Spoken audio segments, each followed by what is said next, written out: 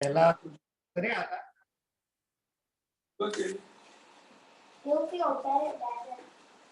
તો ફર્સ્ટ 3 પહેલા 3 શ્લોક આપણે કર્યા હતા. ઓમ શ્રી પરમાત્મને નમઃ. અથ સપ્તમો અધ્યાય. તો પહેલા શ્લોકની અંદર આપણે વાત કરી હતી કે ભગવાને પૂછ્યા વગર જ કૃપા કરવાની શરૂ કરી છે. અર્જુને કોઈ પ્રશ્ન કર્યો નથી.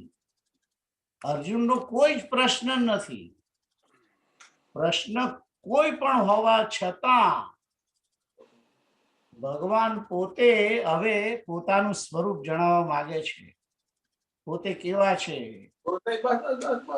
કાર્ય શું છે, એમના જન્મ કર્મ એ દિવ્ય છે અને પોતાની વાત એ હવે અર્જુનને જણાવવા જઈ રહ્યા છે. એટલે પૂછ્યા વગર જ કહેવા લાગ્યા. બસ એમનેમ જ કૃપા કરી છે.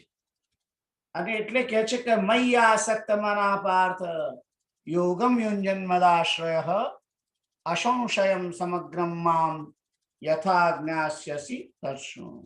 તો કહે છે કે તું મય્યાસક્ત, મારામાં આસક્ત મન વાળો થઈને જેવી રીતે મારા સંપૂર્ણ આશ્રયમાં રૂપી યોગમાં જોડાઈ, મારા પરાયણ થઈને, મારે આશ્રય શરણાગત થઈને યોગ રીતે તું કહે છે કે મને સમગ્ર રીતે જાણીશ, સંશય રહિત, મને અસંશયમ, મને તું જાણીશ એવો સંશય રહિત જાણીશ.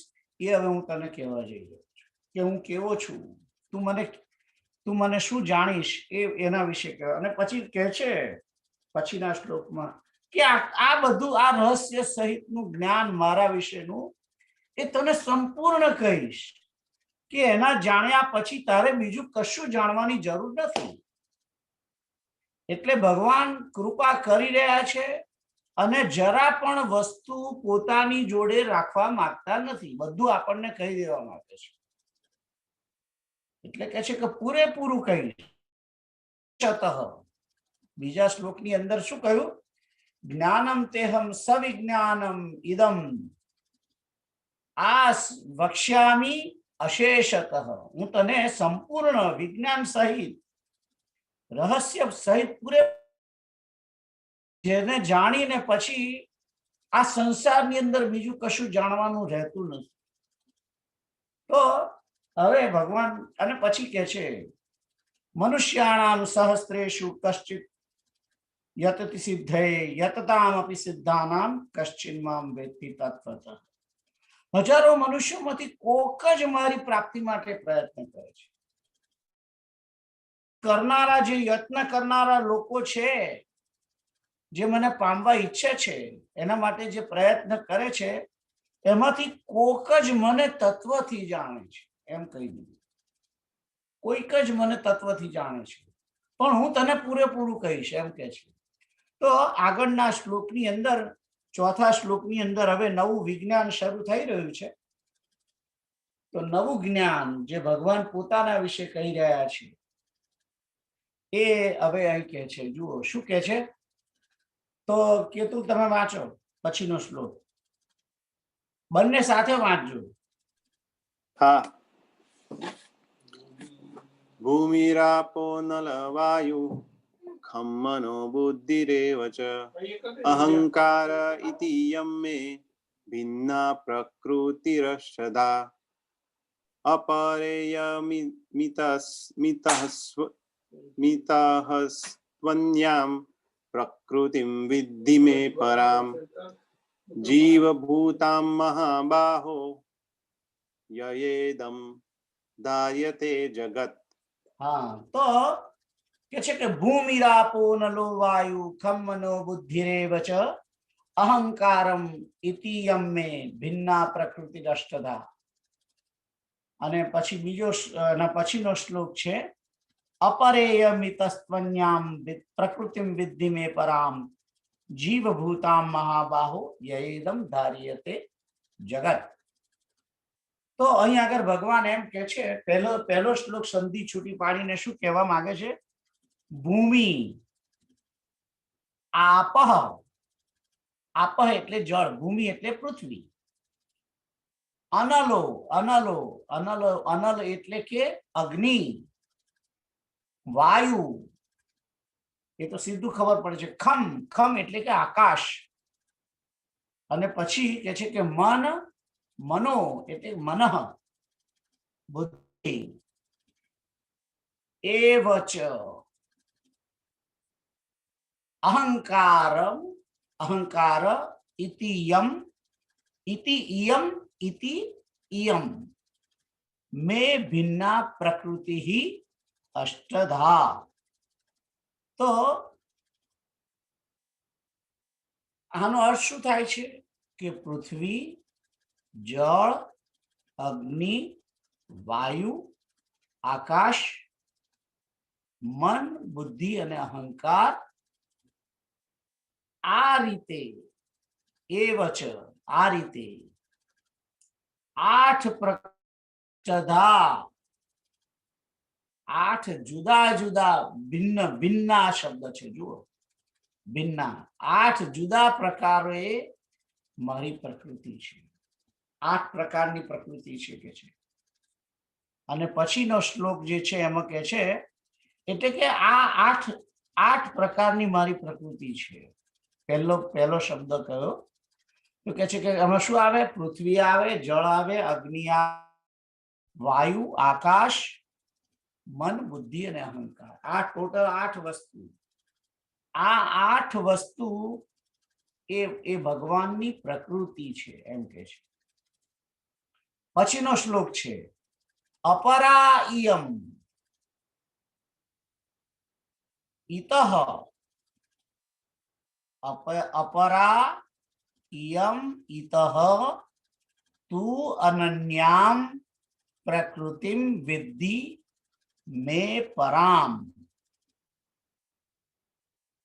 અને પછી કે છે, બીજી લાઈનમાં કે છે, જીવભૂતામ મહાબાહો યયા ઇદમ, યયેદમની છૂટી સંધિ પાડીને યયા ઇદમ ધાર્યતે જગત. તો એનો અર્થ શું થાય છે કે ઇયમ એટલે પેલી આ એટલે પેલી જે આગળના શ્લોકમાં કહીને 8 પ્રકારની પ્રકૃતિ, એ 8 પ્રકારની પ્રકૃતિ અપરા છે, અપરા પ્રકૃતિ. એ અપરા પ્રકૃતિ એટલે કે જડ પ્રકૃતિ. અને પછી કહે છે કે જીવ, એને કહે છે કે તું મારી અપરા પ્રકૃતિ જાણ, તું કે છે, પણ બીજી મારી એક પ્રકૃતિ છે, ઇતઃ એટલે એનાથી, અન્યામ, ઇતિ, સોરી, ઇતઃ અન્યામ મે એટલે કે મારી, જીવભૂતામ પરામ, જીવભૂતામ એટલે કે બીજી પ્રકૃતિ જે છે, બીજી પ્રકૃતિ એ પરા પ્રકૃતિ છે. ઇયમ ઇતઃ તુ અન્યામ, અપરા ઇયમ, આને અપરા કે છે, પેલી 8 છે એને અપરા કે છે. અને કે છે કે એના છે જેને તું પરા પ્રકૃતિ જાણ, પરા પ્રકૃતિ જાણ. અને એ કે છે કે જીવભૂત, એ જીવભૂતો, જીવરૂપી એટલે જીવરૂપી પ્રકૃતિ જે છે એ પરા પ્રકૃતિ છે. અને એના વડે આ સંપૂર્ણ જગત ધારણ કરાય છે. ધાર્યતે, ધાર્યતે જગત, સોરી, જગત નથી, જગત, ઇદમ, આ જગત એના વડે ધારણ કરાય છે. તો પ્રકૃતિ, આ જે જગત જે છે એને એ 2 પ્રકૃતિ વડે બનેલું છે. અને બંને પ્રકૃતિ ભગવાનની જ છે. 2 પ્રકારની પ્રકૃતિ, એક અપરા પ્રકૃતિ, બીજી પરા પ્રકૃતિ. તો અપરા પ્રકૃતિ જે છે, અપરા પ્રકૃતિ એની અંદર પૃથ્વી, જળ, અગ્નિ, વાયુ, આકાશ, મન, બુદ્ધિ અને અહંકાર. તો આ અપરા પ્રકૃતિ છે. અને પરા પ્રકૃતિ છે તે એ જીવરૂપ છે, એટલે કે આત્મ સ્વરૂપે છે. તમામ જીવો અને એ જીવ એટલે કે આત્મા, એટલે ભગવાને પોતાના સ્વરૂપને બે જગ્યાએ વહેંચી દીધું છે. પોતાના જ આત્મામાંથી અનેક પ્રકારના આત્માઓ પ્રગટ કર્યા છે. એ ચેતન, એના જેવા જ બીજા એ પરા પ્રકૃતિ, અને અપરા પ્રકૃતિ એ જડ પ્રકૃતિ, અને એ 8 પ્રકારની. હવે જુઓ, મેં તમને પહેલા કહ્યું હતું કે નહીં એ મને યાદ નથી, પણ જ્યારે ભગવાન પોતે એકલા હતા, પરમાત્મા પોતે એકલા છે, ત્યારે એમને એકમાંથી અનેક થવાની વિચાર થયો, અને એમણે આ જગતની અંદર કશું જોયું નહીં પોતાના સિવાય આ જગતની અંદર કાંઈ જોયું, જગત જ નથી જોયું. પહેલી વાત, પોતાના સિવાય કશું જ નહોતું. ત્યારે ભગવાનને એકમાંથી અનેક થવાનો વિચાર થયો, અને એ સમયે પોતાની અંદરથી જ પ્રકૃતિ બહાર કાઢી છે, અને એ પ્રકૃતિમાંથી મહત્તત્વ બહાર કાઢ્યું, વિકાર પામ્યું, અને એમાંથી મહત્તત્વ બહાર પડ્યું. અને એ મહત્તત્વ જે છે એ 3 પ્રકારનું: સાત્વિક અહંકાર, મહત્તત્વમાંથી 3 પ્રકારના અહંકાર નીકળ્યા. એક સાત્વિક અહંકાર, રાજસ અહંકાર અને તામસ અહંકાર. એને ઘણા વૈકારિક, તેજસ અને પેલા શું કહેવાય એને, તેજસ, વૈકારિક અને એ 3 પ્રકારના અહંકાર છે. તામસ, વૈકારિક અને તેજસ અહંકાર. એનું જ નામ સાત્વિક અહંકાર, રાજસ અહંકાર, તામસ અહંકાર. તો બે નામ છે એકચ્યુઅલી. ઘણી વખત એને વૈકારિક અહંકાર, તેજસ અહંકાર અને સાત્વિક અહંકાર પણ કહે છે. ઘણી વખત એને સાત્વિક અહંકાર, તામસ અહંકાર ને રાજસ અહંકાર એમ પણ કહે છે. અથવા તો એને સત્વગુણ, રજોગુણ, તમોગુણ એમ પણ કહે. તો જે તમોગુણ જે છે એ તમોગુણ વિકાર પામી, અને એ તમોગુણમાંથી આકાશ પ્રગટ થયું. અને એ આકાશ પ્રગટ થયું, એ આકાશની તન્માત્રા છે શબ્દ. આ આકાશ ફરી વિકાર પામ્યું, અને આકાશમાંથી વાયુ પ્રગટ થયો, અને એ વાયુની તન્માત્રા છે સ્પર્શ. એ વાયુ ફરી પાછો વિકાર પામ્યો, અને એ વાયુમાંથી પ્રગટ થયો અગ્નિ. અને એ અગ્નિ એની તેજ માત્રા છે રૂપ અથવા તેજ. ત્યાર પછી એમાં અગ્નિ પણ વિકાર પામ્યો, અને એમાંથી પ્રગટ થયું જળ. એ જળ તત્વ જે છે એ રસ તત્વ છે, એની તન્માત્રા રસ. અને એ જળ પણ વિકાર પામ્યું, અને એ જળમાંથી બની પૃથ્વી પ્રગટ થઈ, અને એની તન્માત્રા છે ગંધ. તો આ તમોગુણમાંથી 3 વસ્તુ બહાર નીકળી છે. 5 તમોગુણ અહંકાર થયો, એમાંથી 5 નીકળ્યા: પૃથ્વી, જળ, અગ્નિ, વાયુ અને આકાશ. અને એની જે તન્માત્રાઓ છે એ શબ્દ, સ્પર્શ, રૂપ, રસ અને ગંધ. અને જે પેલો તેજસ અહંકાર છે એમાંથી ઇન્દ્રિયો પ્રગટ થઈ, અને એ ઇન્દ્રિયો 10 છે. અને જે વૈકારિક અહંકાર છે, જેને સાત્વિક કહેવાય છે, તેમાંથી ઇન્દ્રિયોના દેવતા પ્રગટ થયેલા છે. તો ઇન્દ્રિયોના દેવતા અને અંતઃકરણ ચતુષ્ટય પ્રગટ થયું.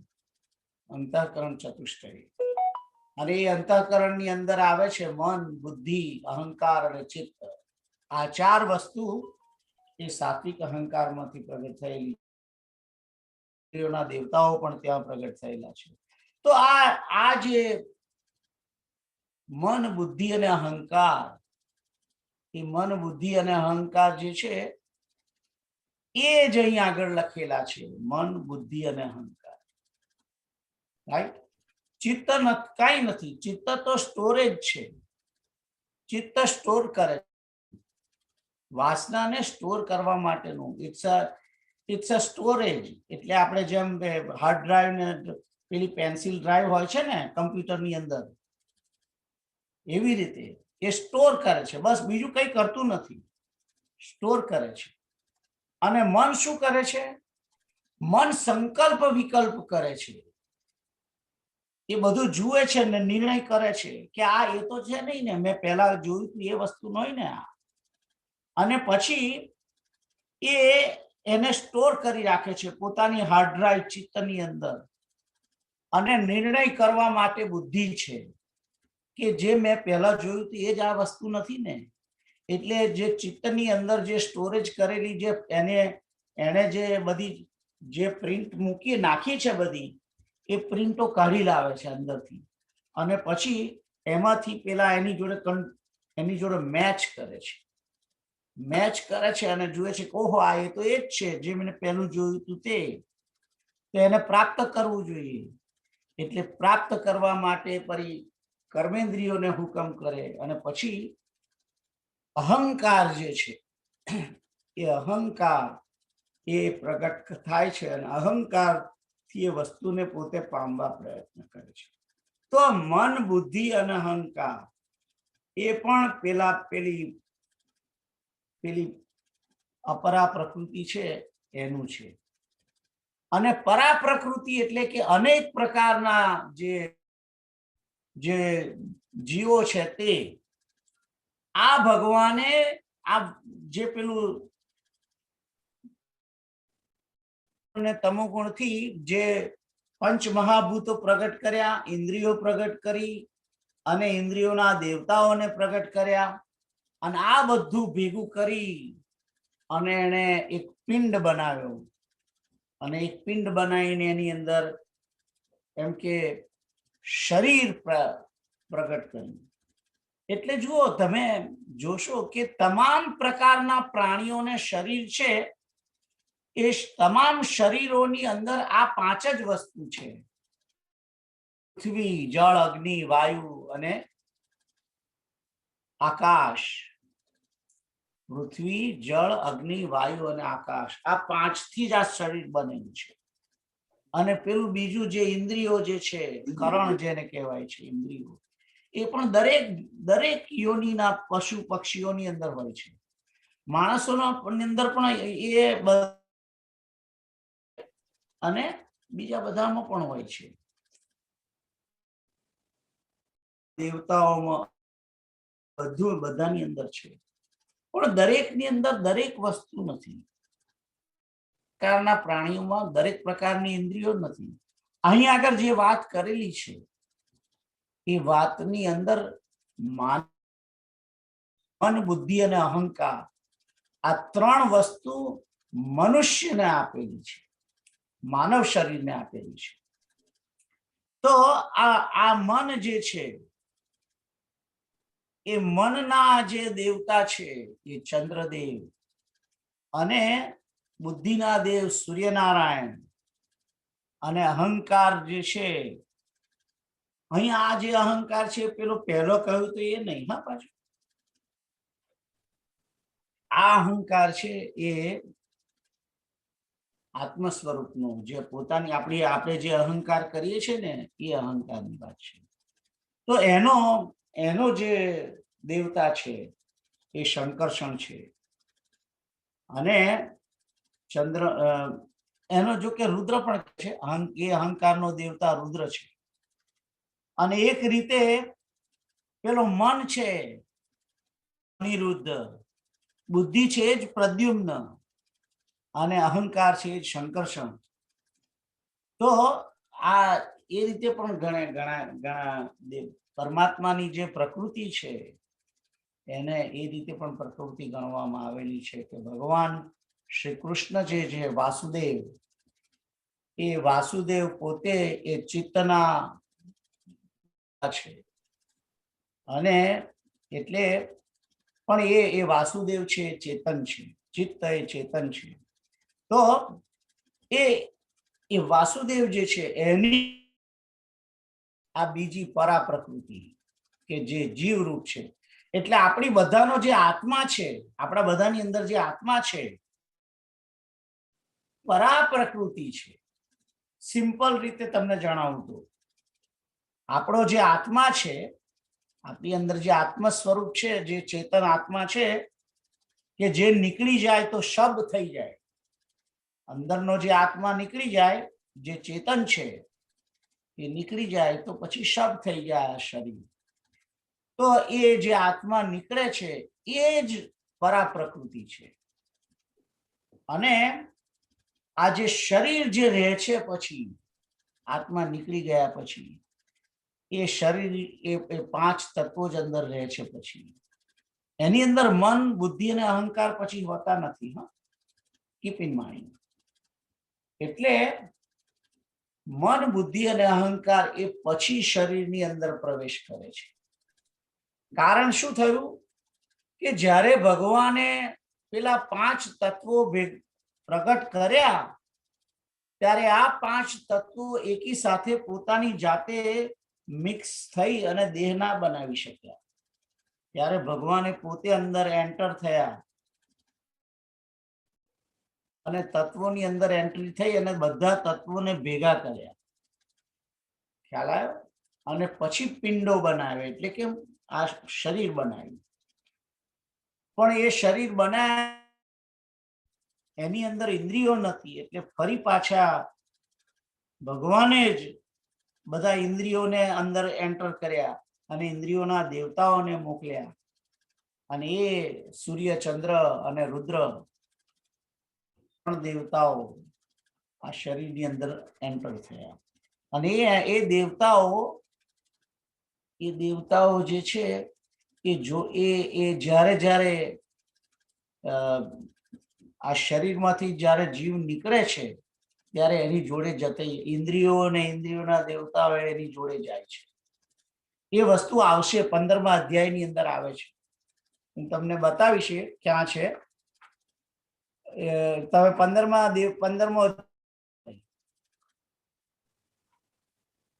અધ્યાયની અંદર શ્લોક નંબર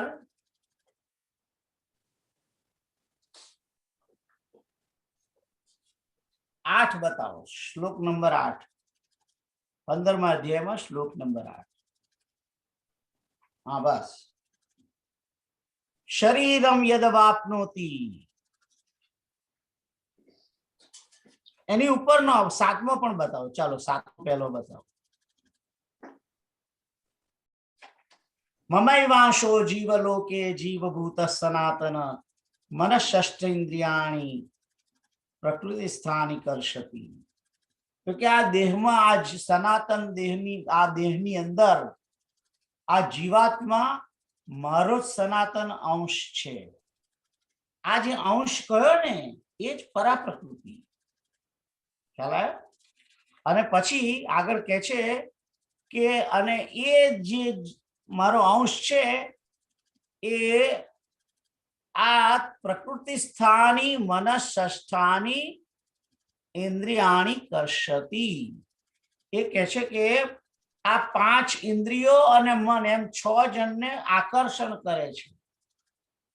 એટલે જે પેલો જે આત્મા છે એ પેલી ઇન્દ્રિયોને જોડે લઈ આવે છે, એની જોડે મિક્સ થઈ જાય છે.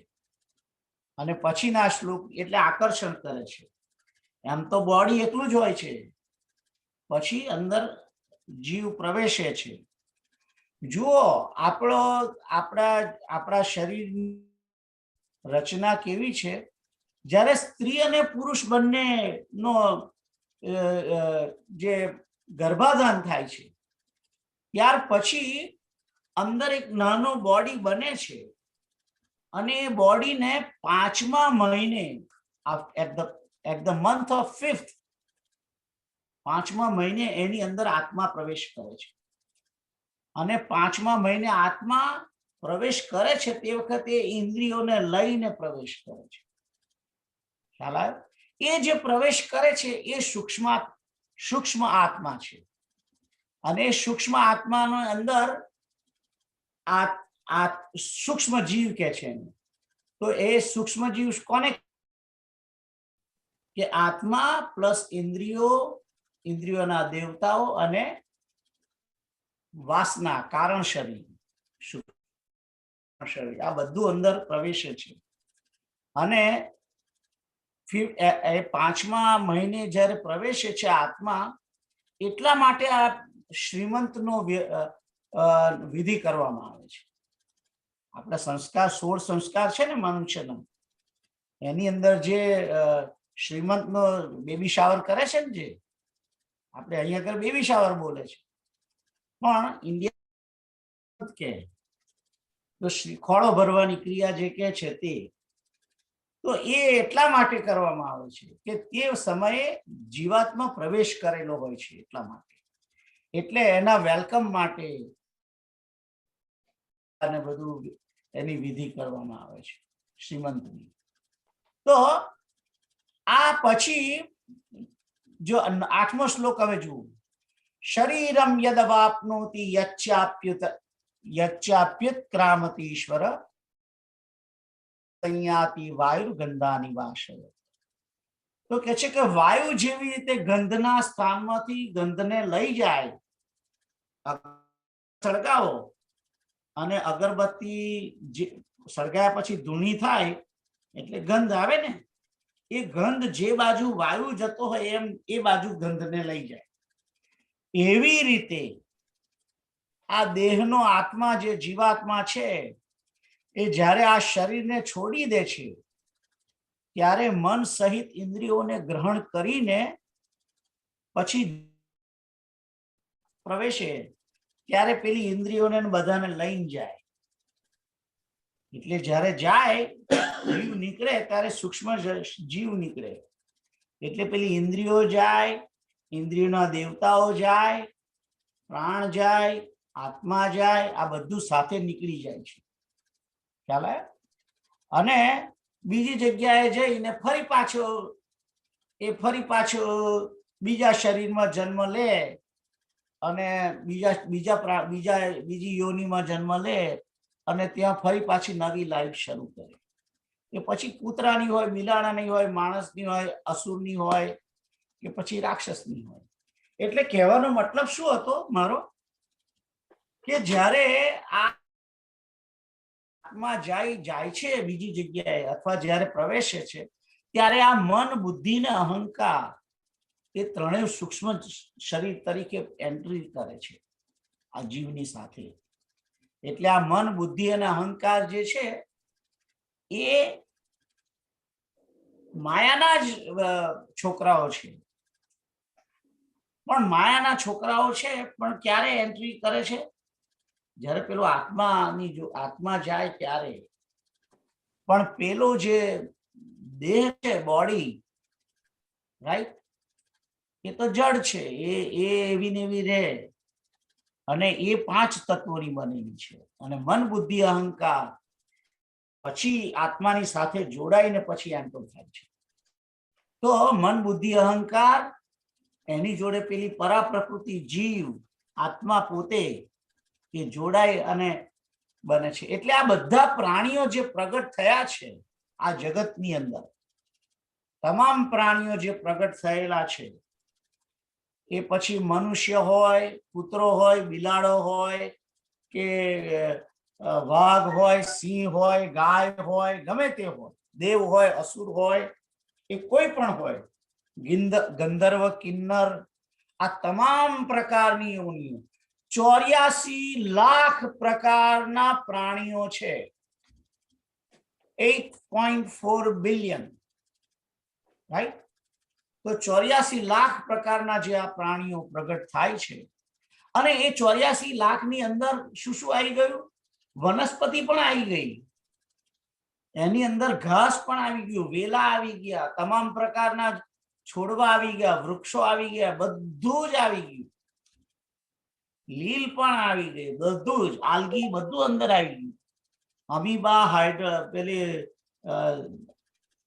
જે તમામ જે પેલા ફાઇલમ આવે છે ને, બાયોલોજી, કોણ બાયોલોજી ભણ્યા હશો તો એમાં આવે છે બધા ફાઇલમ ગણાવે છે. સિલેન્ટ્રેટા અને ટેલોફાઇટા, હે ટેલોફાઇટા, ટેરિડોફાઇટા અને ગેમાફાઇટા. ના ના ના, બાયોલોજી ના ફાઇલમ કહું છું. હા, પોરીફેરા, સિલેન્ટ્રેટા અને એવા એવા એ બધા ફાઇલમના નામ છે.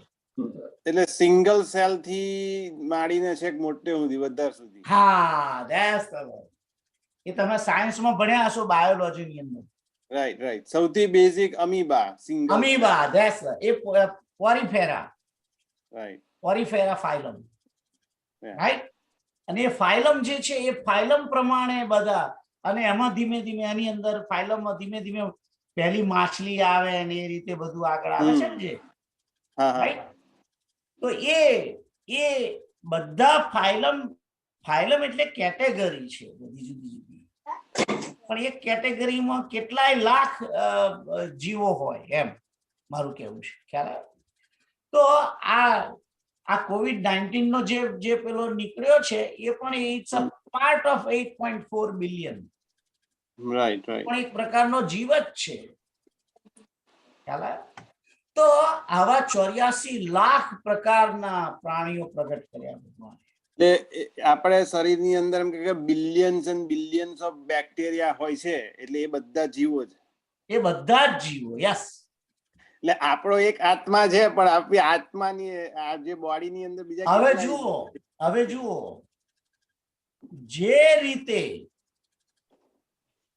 જે રીતે બ્રહ્માંડ છે, એ બ્રહ્માંડની આપણે બધા કેવા અનેક પ્રકારના જીવો છે, અને બ્રહ્માંડનો અધિપતિ ભગવાન નારાયણ છે.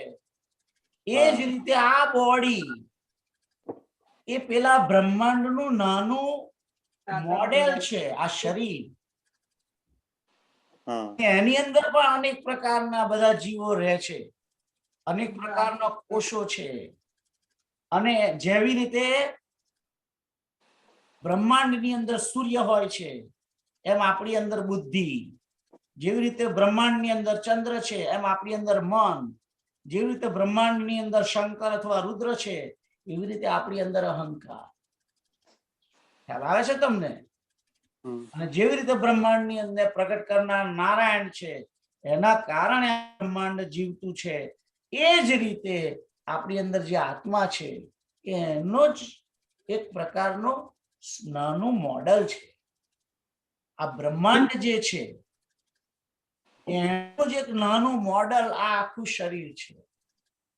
અને બેઝિકલી આમ તો જે શું, આ તો મેં તમને ખાલી સમજાવવા માટે આપણું મોડલ કહ્યું, પણ બેઝિકલી જે વિરાટ નારાયણ છે, જે વિરાટ નારાયણ કહેવાય છે, એ વિરાટ નારાયણ જે 14, એની અંદર 14 બ્રહ્માંડો છે, અને એ વિરાટ નારાયણ ભગવાન નારાયણ પોતે, અને એ બેઝિકલી કે જેવી રીતે આપણું બોડી છે એવી રીતે એમનું બોડી છે. ખ્યાલ આવે? પણ એ વિરાટ નારાયણ જે છે એનું જ આ જગતનું ફોર્મ છે બેઝિકલી. ખ્યાલ આવે? તો હું તમને કહેવા એ માંગતો હતો કે આ જે જગત જે પ્રગટ થયેલું છે એની અંદર મુખ્યત્વે આ પરાપ્રકૃતિ અને એક પ્રકારની પરાપ્રકૃતિ, એના વડે જ આ બધું જન્મ પામ્યું છે. ખ્યાલ આવ્યો? એ પછી ઘાસ હોય તો ઘાસની જે વૃક્ષ હોય એ વૃક્ષના જે બધું છે એ આખું પાંચ મહાભૂતનું જ બોડી, અને એની અંદર એ આત્મા છે, કારણ કે વૃક્ષ અંદર આત્મા છે ને. સાયન્ટિસ્ટ નક્કી કર્યું ને, જગદીશચંદ્ર બોઝ, એને કહ્યું કે વૃક્ષોની અંદર પણ જીવ છે, રાઈટ? વનસ્પતિમાં પણ જીવ છે, માછલીમાં પણ જીવ છે, મગરમાં છે. એ રીતે દરેક પ્રકારના પ્રાણીઓ છે. કે પછી ઘાસ હોય કે વેલો હોય કે પછી નાનો છોડ હોય કે પ્લાન્ટ હોય કે વૃક્ષ હોય, ગમે બુશિશ હોય, રાઈટ? કે ગાય હોય, કૂતરો હોય, એ તમામ આ જગતની અંદર આ 9 વસ્તુ સિવાય બીજું કઈ છે નહીં. આ વસ્તુ તમે સમજી લો. આજે જે રીતે પૃથ્વી બનેલી છે એ જ રીતે આ બધા ગ્રહો બનેલા છે. એની અંદર પણ 5 તત્વો છે. પેલા 5 તત્વો એની અંદર પણ છે જ, અને એની અંદર પણ આ એ 5 તત્વો એટલે આમાં શું છે કે દરેકની અંદર બધા જે બધું આખું જગત બન્યું છે એની અંદર મેટર આ 8 ને 9, આ 9 માંથી બનેલું છે. પણ દરેક વસ્તુની અંદર એક મેટર, બધી જ મેટર દરેકમાં છે એવું નથી. અમુકમાં એક જ મેટર હોય, કોઈમાં 2 હોય, કોઈમાં 3 હોય, કોઈમાં 4 હોય. અમીબા હોય તો અમીબામાં પૃથ્વી તત્વ ના હોય, એમાં રસ તત્વ છે. ખ્યાલ આવ્યો? અને જીવ છે, બસ. રસ અને રાઈટ. સિલેન્ટ્રેટા અને એટલે કઈ ડિપેન્ડ. વનસ્પતિ છે તો વનસ્પતિની અંદર બધી ઇન્દ્રિયો નથી. વનસ્પતિની અંદર એને આંખ ક્યાં છે, રાઈટ? એટલે દરેક વસ્તુ દરેકમાં નથી, એમ મારું કેવું છે. પણ આ મનુષ્ય પરફેક્ટ 100% જે બનાયેલું છે એની અંદર દરેક વસ્તુઓ છે, સંપૂર્ણ. બધી જ રીતે આ મનુષ્યનું શરીર છે એ પૂર્ણ રીતે પૂરેપૂરું. બીજા બધા પ્રાણીઓ જે છે, બીજા બધા જીવો, એમાં અમુક વસ્તુ છે, અમુક નથી, અમુક છે, અમુક નથી. આ પ્રાણીઓ છે એમાં બુદ્ધિ નથી, ઘણામાં મન પણ નથી, અહંકાર ઘણામાં છે, ઘણામાં અમુકમાં નથી પાછું.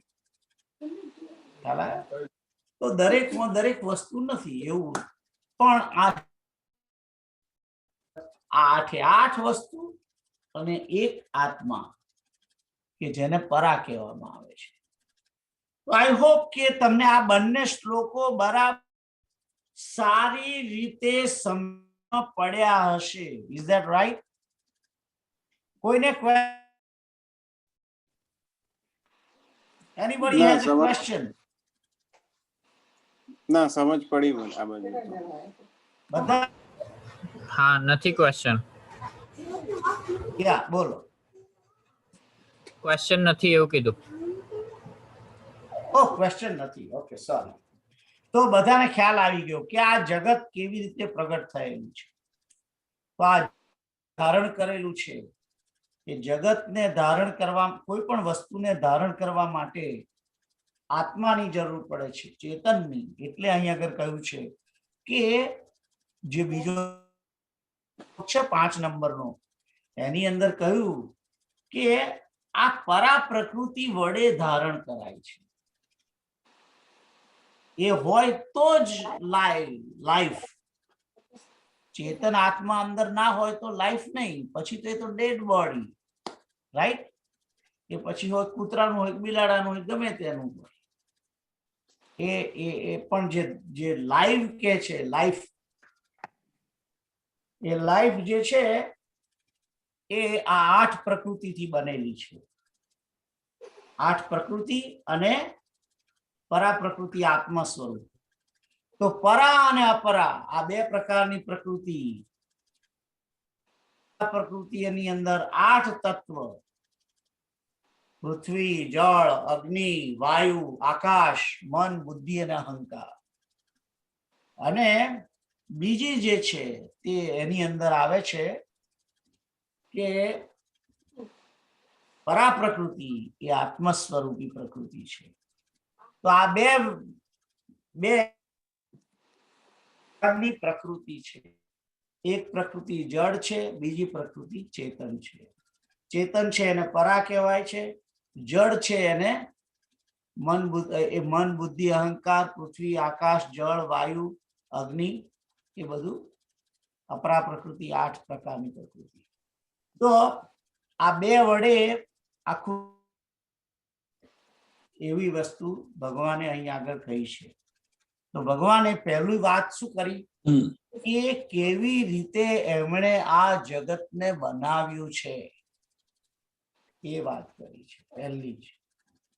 અને બીજી વાત એ પણ કરી આની અંદર કે કેવી રીતે ભગવાન પોતે એમનું શરીર પણ એ રીતે જ બનેલું, રાઈટ? તો પણ એમનું શરીર જે છે પરમાત્માનું જે અવતાર નથી, પણ જે મુખ્ય અવતારો જે છે રામ અને કૃષ્ણ, એનું સ્વરૂપ જે છે, એનો દેહ છે એ ચિદાનંદ સ્વરૂપ દેહ છે. કીપ ઇન માઇન્ડ, પ્રકૃતિ નથી. હા, એ પાછું યાદ રાખજો. આગળ જઈએ તો હવે આગળ 6થો શ્લોક જઈએ આપણે, રાઈટ? તમને 4 અને 5 ખબર પડી. તો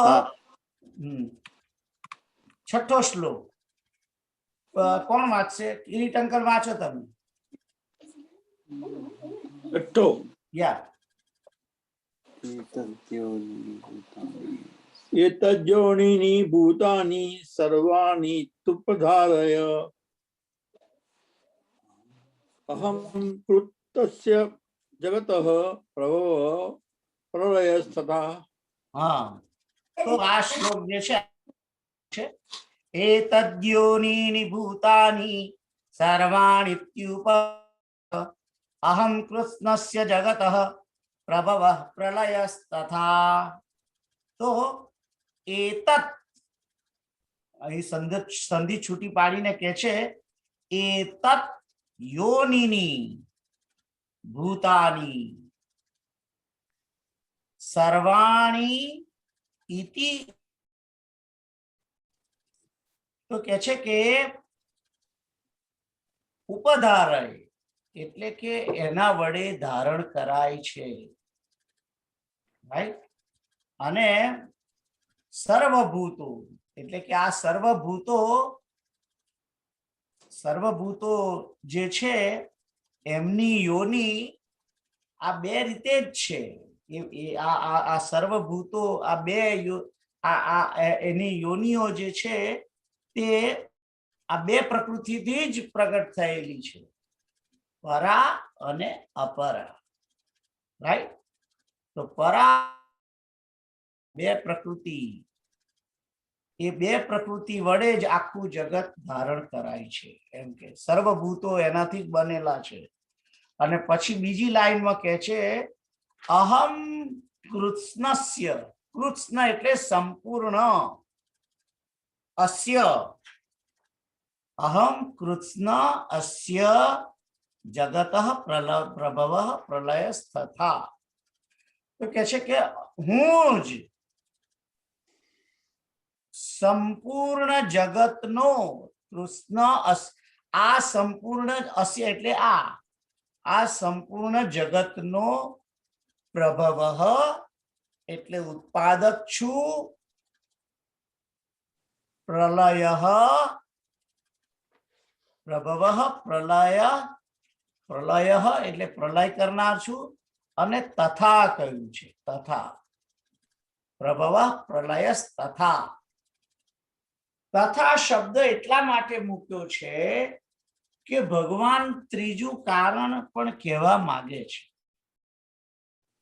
અને કહે છે કે હું જ આ સંપૂર્ણ જગતનો ઉત્પાદક અને સંહારક છું.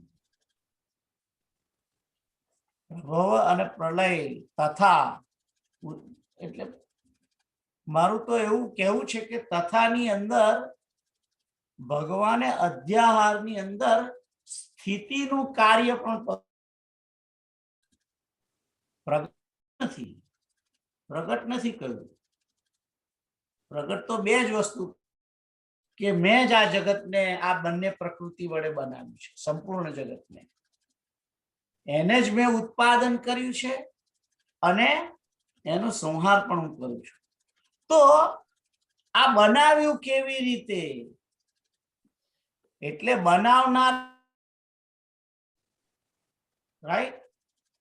એટલે અને મેટર, કોઈ પણ વસ્તુ બનાવવી હોય તો બે વસ્તુ જોઈએ, એક તો મેટર જોઈએ અને બનાવનાર.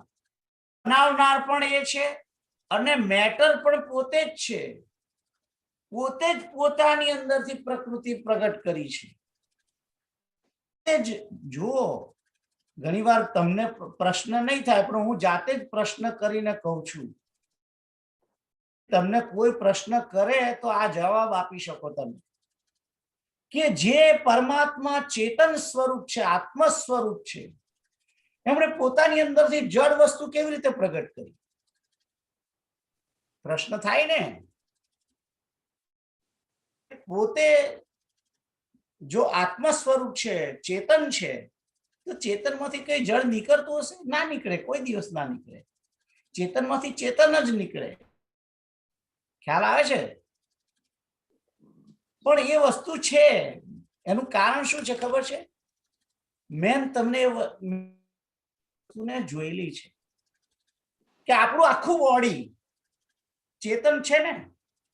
આમ ચીમટો ભરું, કોઈ બાજુ વાળો તમને ચીમટો ભરે તો તમને ખબર પડે ને, કહો અહીં જીવ છે, વાગે છે મને ભાઈ. આંકડી મારે તો વાગે છે, અહીં મારે તો વાગે છે, લાફો મારે તો વાગે છે, કોઈ પાછળથી લાત મારે તો વાગે છે, રાઈટ? બૈડામાં મુક્કો મારે તો વાગે. એટલે આ શરીર આખું ચેતન છે બેઝિકલી. ચેતનમાંથી જડ વાળ નીકળ્યા છે. જુઓ તમે, હવે તમે આ જો કાતર મારીને આમ કાપો તો બાપા રે, રાઈટ? પણ તમે આ જ વાળ નીકળ્યા છે, વાળને આમ કાપી જાય, રાતે કોઈ મૂછો કાપી કાઢે તો ખબર પડે? તો દર્દ થાય છે? નથી થતું.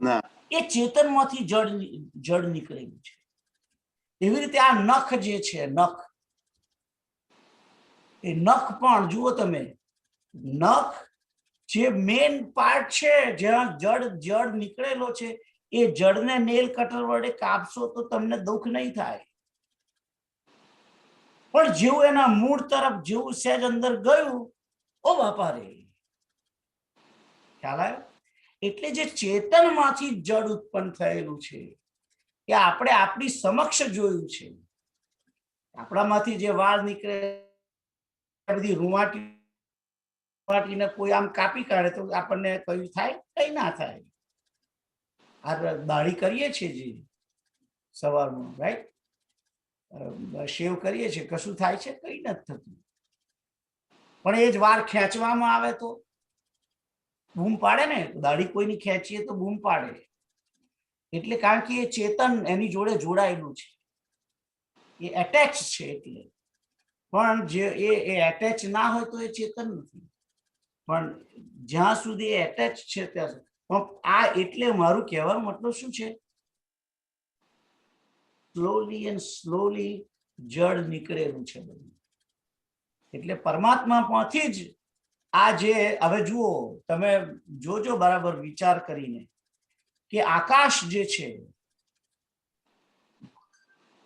એ ભગવાનની બહુ નજીક છે. કારણ કે મહત્તત્વ એમાંથી પહેલું જ વસ્તુ આકાશ નીકળી છે, અને એમાંથી પછી વાયુ નીકળી છે, અને પછી અગ્નિ છે, પછી જળ છે. તો પૃથ્વીની અંદરથી કશું તમને બહુ એટલું બધું એ નહીં મળે, જડતા વધારે જડા જોવા મળે. પણ એ જળ જે વહે છે ઝડપમાં, અને એ જળમાંથી તમે એને એને એનામાંથી તમે વીજળી બનાવી શકો છો, right? Is more closure towards the પરમાત્મા. એવી રીતે અગ્નિ અગ્નિ અગ્નિ જે છે એ શક્તિ છે અને અને એ જ રીતે વાયુ અગ્નિ કરતા પણ વાયુમાં વધારે શક્તિ છે, કારણ કે એ વાયુ એને તમે જુઓ કોમ્પ્રેસ કરો તો કોમ્પ્રેસ વાયુથી યુ વોન્ટ બિલીવ શસ્ત્રો ચાલે છે, થાય છે ને. કોમ્પ્રેસરથી કેટલી બધી વસ્તુઓ, આ બધા ટૂલ્સ ને બધું કેવી રીતે ચાલે છે, રાઈટ? એ શક્તિ એકઠી કરી છે, એક જગ્યાએ ભેગી કરી છે પરણે અને પછી એમાંથી રિલીઝ કરે છે. તો આ બધું જે સૌથી નજીક આકાશ છે, સૌથી નજીક આકાશ છે, અને આકાશમાંથી વાયુ, વાયુમાંથી અગ્નિ, અગ્નિમાંથી જળ, જળમાંથી પૃથ્વી. તો આ જળ પ્રકૃતિ છે, બરાબર છે, પણ એ જળ પ્રકૃતિ પરમાત્મામાંથી જ નીકળેલી છે. અને કોઈ તમને પ્રશ્ન કરે કે ચેતનમાંથી કોઈ દિવસ જળ નીકળે? હા, નીકળે.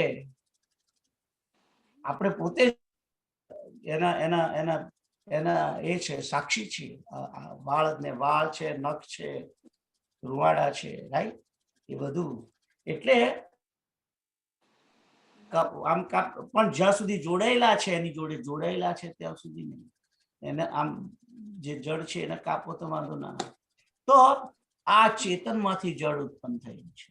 અને તો વાત ભગવાને એમ કહ્યું કે હું જ આ જગતનો ઉત્પાદક છું અને આ જગતનો સંહાર કરનાર પણ હું જ છું. તો ભગવાન પોતે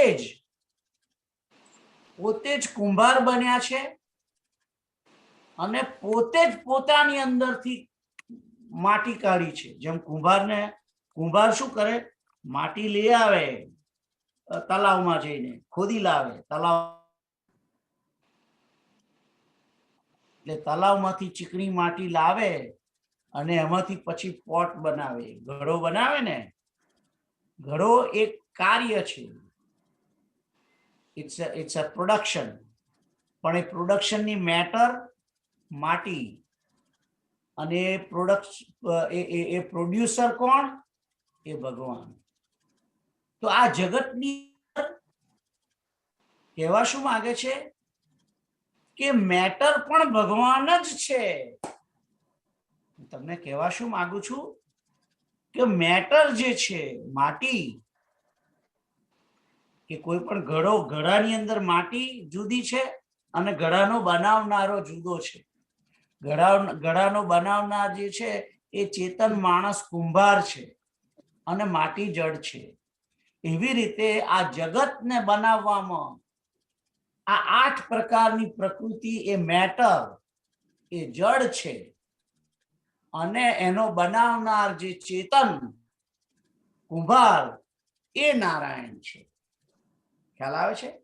તો આ નારાયણે જ અંદરથી જ મેટર પણ કાઢી છે અને કુંભાર પણ એ જ છે. તો માટી પણ એણે જ પોતાનામાંથી જ કાઢી છે, પોતે જ બનાવી છે. માટીને કોઈ બીજાએ બનાવી નથી. એ કુંભાર કોઈ બીજી જગ્યાએથી માટી લઈ આવ્યો નથી. નારાયણ એને પોતે જ બનાવી છે. તો આ એટલે જે કે છે સિયારામમય સબ જગ જાની, કરઉં પ્રણામ જોરી જુગ પાની. તુલસીદાસ લખે છે જડ ચેતન સર્વની અંદરના રામ રહેલો છે. એ કઈ રીતે? આ જ રીતે કે મેટર જે છે એ જડ, એ પોતે જ પોતાની અંદરથી કાઢેલી છે, અને જે ચેતન છે આત્મા, એ આત્મા પણ એનો જ અંશ છે, પરમાત્માનો જ અંશ છે. ખ્યાલ આવે છે? એટલે જે મેટર, 2 પ્રકારની મેટર, અપરા મેટર ને પરા મેટર, રાઈટ? 2 વસ્તુ, પરા ને અપરા, 2 વસ્તુથી જ આખું જગત બનેલું છે. અને એ બનાવનાર જે છે કુંભાર, એને પોતાની જ અંદરથી આ બધું બકાડ્યું છે. જેવી રીતે આપણે દિવાળી પર પેલી કોઠી સળગાઈએ છે ને, અને કોઠીમાંથી કેટલા અનંત તણખા નીકળે છે ને, અનંત તણખા નીકળે છે. ઇફ યુ નોટિસ કે જેવી તમે કોઠી સળગાવો કરીને બધે ચારે બાજુ ફેલાઈ જાય અને ઘણા સમય સુધી નીકળ્યા જ કરે કોઠીની અંદર. દારૂખાનાની કોઠીની વાત કરું છું. તો એ કોઠીની અંદરથી એ જ રીતે આ પરમાત્મા ભગવાન શ્રી હરિ એ મોટી અગ્નિ સમા છે, અને એમાંથી જ આ બધા અનંત આત્માઓ છૂટા પડ્યા છે. અનંત આત્માઓ, અનંત ચેતન આત્માઓ છૂટા પડ્યા છે. અને આ વસ્તુ હું તમને સમજાવવા માટે નથી કહેતો, ઉપનિષદોમાં છે આ લખેલું છે કે જેવી રીતે એક ભારે મોટો અગ્નિ હોય ને એમાંથી અનેક, તમે હોળી જોઈ છે ને, હોળી વખતે આપણે ઇન્ડિયાની હોળી, અહીંની નહીં, અહીં તો નાની બનાવવામાં કઈ નહીં, પણ જે ઇન્ડિયાની મોટી હોળી હોય એ હોળીની અંદર કેમ તણખા નીકળ્યા કરે છે અને બધા ઉપર જાય છે, રાઈટ? એવી રીતે પરમાત્માની અંદરથી જ આ બધા અનંત આત્માઓ નીકળેલા છે, અનંત નીકળેલા છે. અને એ આત્માઓ જે છે, રાઈટ, એ આત્માઓ અને ભગવાને પોતાની અંદરથી જે મેટર બનાવી છે 8 પ્રકારની અપરા, રાઈટ, એ બંને વડે આખું આ જગતને નિર્માણ કર્યું છે. હવે સંહારક પણ એ જ છે. કેવી રીતે સંહારક એ છે? તો ભગવાન જ્યારે આ જગતને લય કરવા માંગે, પ્રલય કરવા માંગે છે, એ વખતે સૌથી પહેલું તો સાવર્તક અગ્નિ, જે પાતાળની અંદર, નાગલોકની અંદર ભગવાન અનંત શેષ નારાયણ છે, એ પોતે અગ્નિને પ્રગટ કરે છે. અને એ પ્રગટ અગ્નિ વડે આખું જગત સળગી ઉઠે છે. સૌથી પહેલું ખૂબ તાપ પડે છે. ઘણા વર્ષો સુધી એ વર્ષા થતી નથી. પ્રલયનો ટાઈમ આવે ત્યારે ઘણા સમય સુધી વર્ષા ના થાય. અને સૂર્યનારાયણ પણ ખૂબ ઉપરથી અગ્નિ ફેંકે છે. અને નીચેથી શંકરષણ ભગવાન પોતે અગ્નિ પ્રગટ કરે છે. અને એ અગ્નિ પ્રગટ કરી અને આખી પૃથ્વીને સળગાવે છે કે જેવી રીતે છાણાનો પૂડો હોય અને એ સળગીને ભડથું થઈ જાય, ભડથું લાલ લાલ, અને પછી એ સળગી શું રહે? ખાલી રખ્યા રહે. એટલે એ જે રખ્યા જે છે, એટલે આટલી મેટર હતી એને આટલી મેટર બનાવી દીધી. આટલી બનાવી.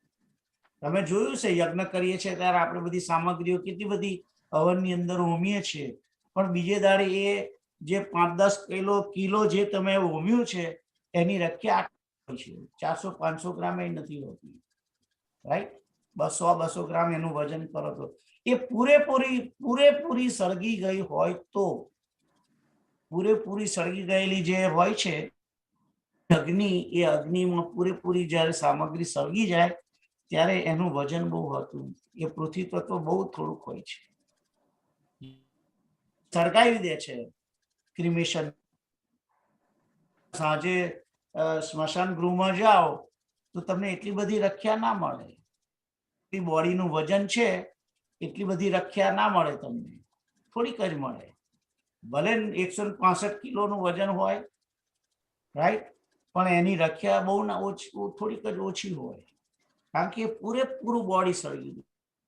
એટલે જે થોડુંક રહ્યું એના માટે ફરી પાછો ઉપરથી ભગવાન ઇન્દ્ર એ વરસાદ વરસાવે છે. એ વરસાદ વરસાવી અને ફરી પાછી એ રખ્યા જે પાતળી થઈ ગયેલી છે, રાખ એટલે બહુ ઓગળી જાય, મેલ્ટેબલ હોય છે, એ રાખને પાણીની અંદર એ મેલ્ટ કરી અને એને એ પૃથ્વીને જળમાં ફેરવી કરે છે.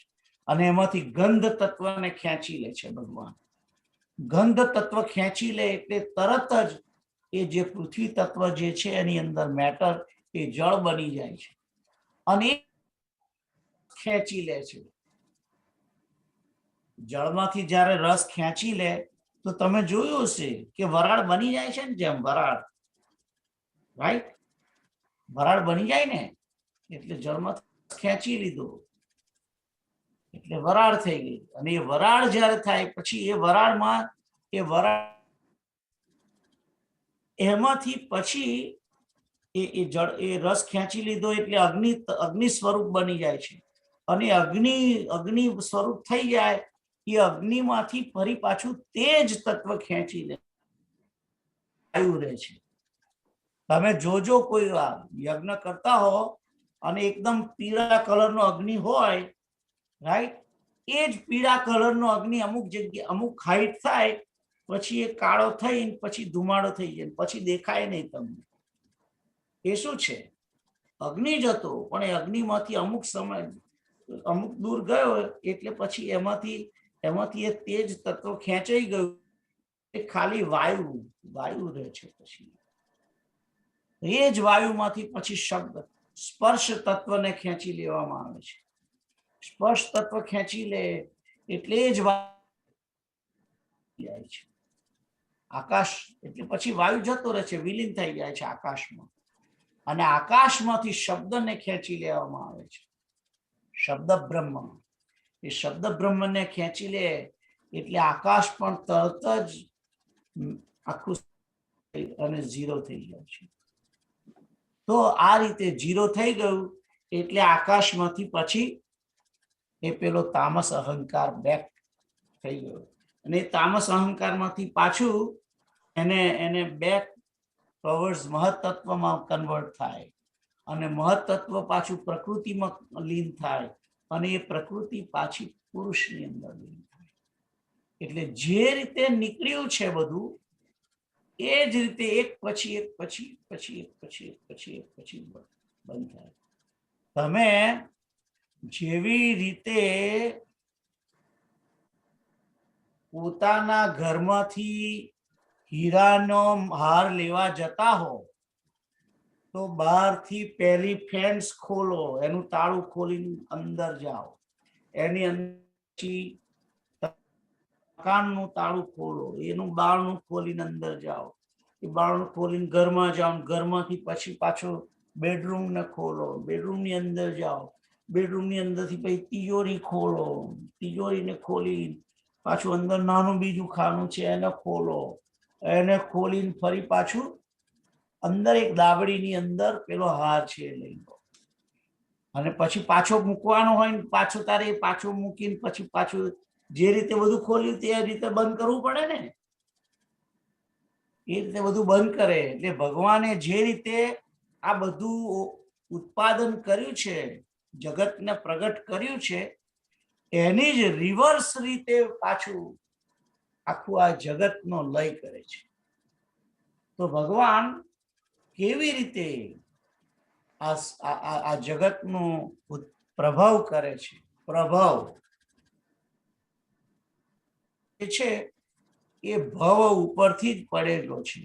પ્રભાવ અને પ્રલય, લય, જે લય કરે છે તે જેનાથી લય થાય છે એ પ્રલય. અને ભવ એટલે ઉત્પન્ન થવું. એટલે કે છે ને કે તું યોગી થા એટલે તું થા મીન્સ કે ભવ.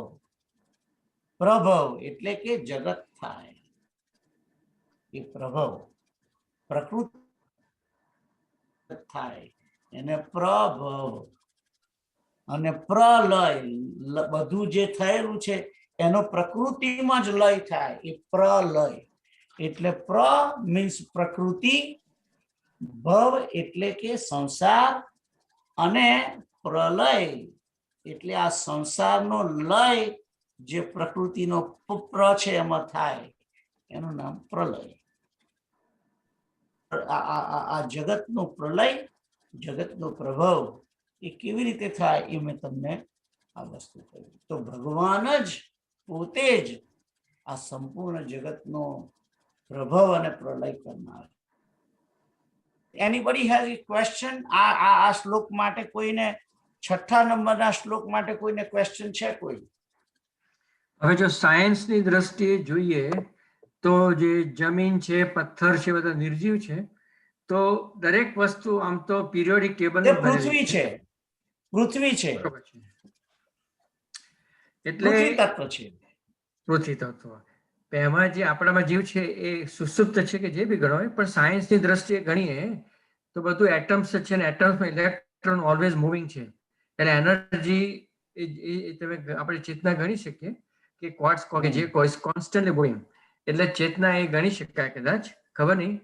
પણ એ કદાચ જો આજના છોકરાઓને સમજાવવું હોય તો એ કારણ કહેવાય કે ના કહેવાય સમજાવવા માટે આજના છોકરાઓને? ના, બરાબર, તમારી વાત સાચી છે. જે ઇલેક્ટ્રોન ને પ્રોટોન જે છે, જેનાથી એટમ બનેલો છે, એ એટમ એટલે એનો અર્થ એમ થયો કે આ પૃથ્વી તત્વ જે છે એ તત્વની અંદર પણ પ્રોટોન એટલે કે ચેતન છે. ખ્યાલ આવ્યો? એની અંદર પણ એ છે, કારણ કે એમાંથી જ બનેલી છે. પરમાત્મા એટલે એની અંદર પોતે રહેલો છે. એટલે એ વસ્તુ તમારી ઇલેક્ટ્રોન, પ્રોટોન અને ન્યુટ્રોન જે છે, ત્રણેય વસ્તુ, અને એમાંથી શક્તિ પણ પ્રગટ કરે છે ને. અત્યારે તો યુરેનિયમ માંથી કેમ પ્રગટ નથી કરતા? વેલેન્સ ઇલેક્ટ્રોનની જે એની જે પેરીફરી છે એ ચેન્જ કરી અને એમાંથી એનર્જી બહાર પાડે છે, રાઈટ? ઇલેક્ટ્રોન જે છે છૂટા, એની જે સર્ક્યુલર છે ને, S1 S2 P1 P2, એ બધી જે એની પેરીફરી બધી આપેલી છે, એ પેરીફરીમાંથી જે ઇલેક્ટ્રોન છે એને મૂવ અપ એન્ડ ડાઉન કરી અને બીજી મેટર પણ બનાવી દે છે. જુઓ, બીજી મેટર તમારા ફિઝિક્સમાં 100 માંથી 100 આવતા હતા, હજુ યાદ છે બધા?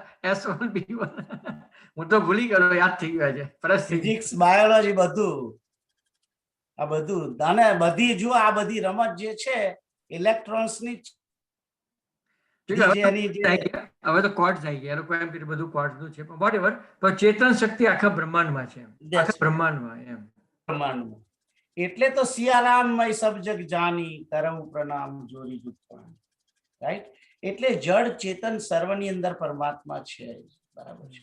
જડ દેખાય છે, પણ જડની અંદર પણ આપણને જડ લાગે છે, પણ એની અંદર પણ અમુક પ્રક્રિયા કરવામાં આવે તો એ પણ ચેતન એમાંથી પ્રગટ કરી શકાય છે. કારણ કે મૂળ તો ચેતન છે. પરમાત્મા સિવાય આ શક્ય નથી. એ વસ્તુ સમજી લો તમે.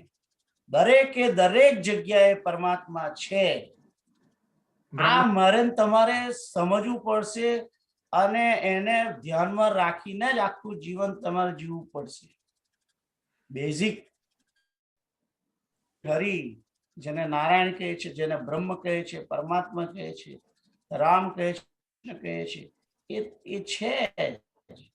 એને ગોડ પાર્ટિકલ પણ એને જ કહે છે ને. જે ગોડ પાર્ટિકલ કહે છે શું છે? એ જ છે ને. તો એ પરમાત્મા જ છે, શ્રી હરિ. અને એને આપણું જે શાસ્ત્ર જે છે, આપણા વેદો, એને આત્મા કહે છે.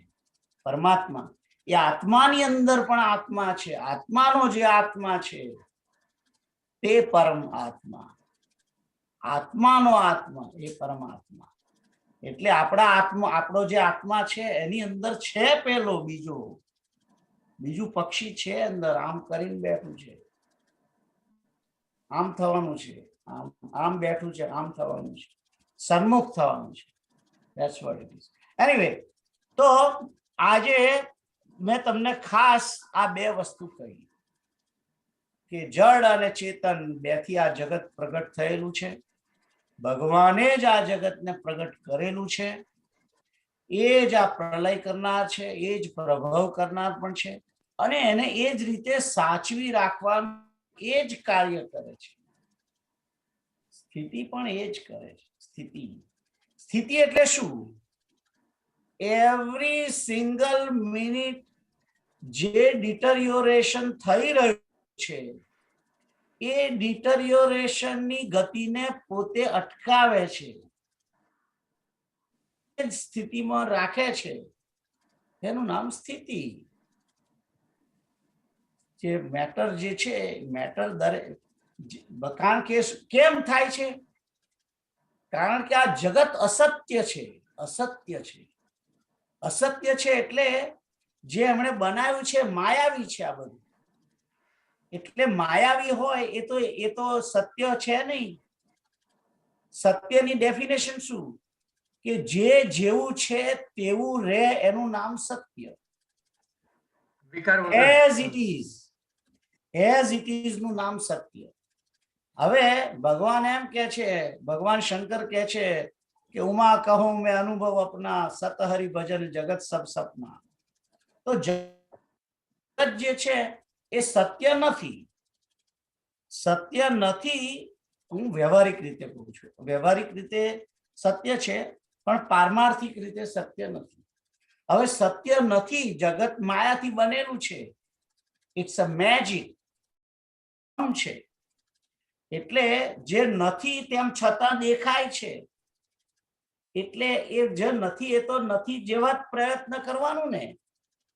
એટલે it's try to back to એ જે બનાયેલું છે એ પોતે નૈવત જેવી અવસ્થામાં જવા હંમેશા પ્રયત્ન કરે છે. કારણ કે એ છે જ નહીં. એટલે એવું ને એવું કઈથી રહી શકે? જે વસ્તુ છે જ નહીં, ખોટી જ છે, એ વસ્તુ એવી ને એવી રીતે રહી ના શકે. એટલે એવરી મિનિટ એવરી સેકન્ડ એ ડિટરિયોરેશન તરફ જઈ રહ્યું છે. એવરી ટાઈમ એ લય તરફ બેક ટુ ધ ઝીરો જવા પ્રયત્ન કરે છે. કારણ કે it's not the truth. It's not the truth. તો બનાવટી છે. એટલે બનાવટી બહુ રહી ના શકે. એટલે આ જગત જે છે એ હંમેશા ક્ષય તરફ કે always trying to go towards the zero અથવા નથિંગ. કે એટલે નહિવત કશું જ. કારણ કે કશું જ નતું ને. એટલે કશું નથી એ જગ્યાએ જવા પ્રયત્ન કરી રહ્યું છે. એટલે એ ઝીરો તરફ એ ડિટરિયોરેશન તરફ જવા ટ્રાય કરે છે. અને લય તરફ કન્ટિન્યુઅસ એની ગતિ છે. પણ એ ગતિને રોકે છે પરમાત્મા જ. એ જ પોતે રોકીને આપણને સાચું બતાવી રહ્યા છે કે આ ના સાચું છે, આ સાચું છે, આ સાચું છે. પણ ખરેખર સાચું નથી. એ અમુક વર્ષો પછી એને લઈ થવાનું છે. એટલે જેવી મેટર દરેક જેમ રીતે આપણી 100 વર્ષની આયુ છે, રાઈટ? કૂતરાની 15 વર્ષની છે. જેવી જેની બનાવટ. ખ્યાલ આવ્યો? અમુક જણની 5-10 વર્ષ હોય છે, અમુક જીવોની. એવી રીતે આ જગતની પણ લાઈફ બ્રહ્માની જેમ કે કેટલા બધા 1-2 પરાર્ધની આયુ છે એમની. આપણી 100 વર્ષની છે ખાલી. એટલે દરેકને જવાનું, દરેકને મરવાનું છે, નક્કી છે. દરેકને મરવાનું છે. આપણને ખાલી ખબર નથી ક્યારે જવાનું છે. બાકી દરેકને મરવાનું છે. બધું અહીં જ મૂકીને જવાનું છે. અને everything going to be zero at the end. એટલે જે ઝીરો તરફ જઈ રહેલું જગત જે છે, જે કન્ટિન્યુઅસલી ડિટરિયોરેટ થયેલું છે, એને એ અટકાઈ રાખે છે. એને અટકાઈ રાખે છે. એનું નામ સ્થિતિ કરવી. જગતની સ્થિતિ કરવી એનું નામ એ. તો પ્રગટ પણ એ કરે છે, પ્રલય પણ એ કરે છે, અને સ્થિતિ પણ એ જ કરે છે. એટલે બધું જે કંઈ થાય છે એ કરનાર એ જ છે. એ જ છે. એ ભલે આપણે કહીએ કે મેં કર્યું. અરે તારાથી કઈ ના થાય. શેક્યો પાપડ ના ભાગે આપણાથી, રાઈટ? કરનાર એ જ છે. એને જ આ બધું બનાવ્યું છે. એ જ આ બધું કરવાનું છે. એ જ આ બધું ઝીરો કરવાનું છે. તમે ગમે તેટલું એના એકડા પાછળ મીંડા બના મૂક્યા જ કરો. પણ એ બધાને બધા મીડા મૂક્યા કરશો તમે. માણસ મીડા મૂક્યા કરે અને ભગવાન કશું કરતો નથી. આઈને પેલો એકડો કાઢી નાખે છે. એકડો કાઢી નાખે છે. એટલે પેલા રાઈટ, એ એકડો જે પરમાત્મા એક તું શ્રી હરિ એકડો, રાઈટ? એક ઓમકાર સતનામ કરતા પૂરક. જે આ પંજાબીઓ જે ગાય છે ને નૌકા એનો મંત્ર છે ને એક ઓમકાર સતનામ કરતા પૂરક નિર્વૈર નિર્ભવ રાઈટ ગુરુ પ્રસાદી એવો મોટો મંત્ર છે નવ વસ્તુનો એનીવે તો ખાસ આજે મારે આ બે વસ્તુ જ કહેવી હતી તો 9 ને 24 થઈ છે કોઈને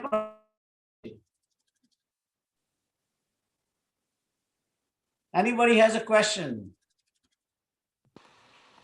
ના thank you દુર્ગેશભાઈ તો આપણે મીંડા પરપોટા હે એકડા વગરના મીંડા પરપોટા પરપોટા that's right ગમે તારે ફૂટી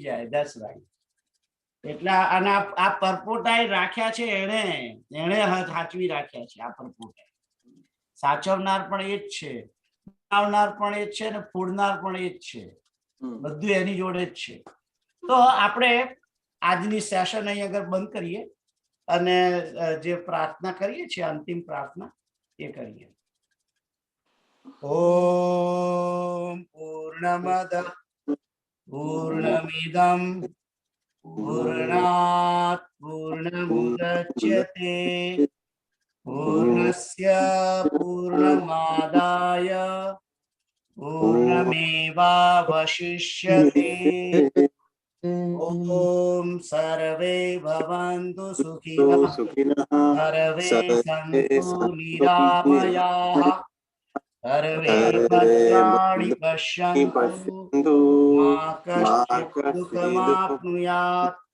ઓમ તત્સત ઓમ તત્સત ઓમ તત્સત એટલે કહ્યું છે ઓમ તત્સત ઓમ તે જ સત્ય છે અને ઓમ એ જ પરમાત્મા છે બાકી બધું જૂઠું છે સીતારામ જય સિયારામ જય સિયારામ જય સિયારામ બધાને હેપી ફાધર્સ ડે જય Siyaram Father's Day to Happy everybody. Father's Day.